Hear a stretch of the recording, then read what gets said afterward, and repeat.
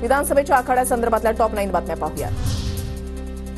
चंद्रपूरच्या मूल तालुक्यामधील कोसंबी इथे भाजप आणि काँग्रेस कार्यकर्त्यांमध्ये राडा। विजय चिमड्यालवार यांना भाजप कार्यकर्त्यांनी मारहाण केल्याचा आरोप। भाजप कार्यकर्त्यांच्या विरुद्ध गुन्हा नोंदवण्याची काँग्रेस कार्यकर्त्यांची मागणी।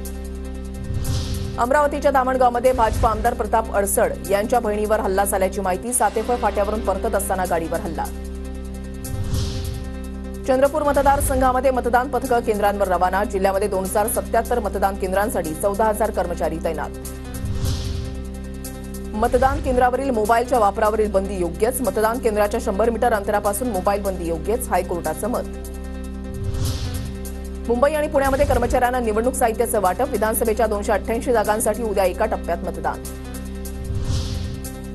विधानसभा निवडणुकीच्या पार्श्वभूमीवर पोलीस आणि निवडणूक कर्मचाऱ्यांची ने-आण करण्यासाठी एसटीच्या 9,000 बस आरक्षित। आरक्षित बसेसच्या माध्यमातून एसटीला किमान 27 ते 30 कोटींपर्यंत उत्पन्न मिळणार। विधानसभा निवडणुकीच्या पार्श्वभूमीवर महाराष्ट्र पोलिसांची धडक कारवाई। 104 गुंडांच्या अटकेचे आदेश तर 1343 तडीपारच्या नोटिसा। निवडणुकीच्या मतदानासाठी नाशिक जिल्हा प्रशासन सज्ज। अधिकाऱ्यांना मतदान साहित्याचं वाटप। निवडणूक कर्मचारी आणि अधिकारी मतदान केंद्रावर।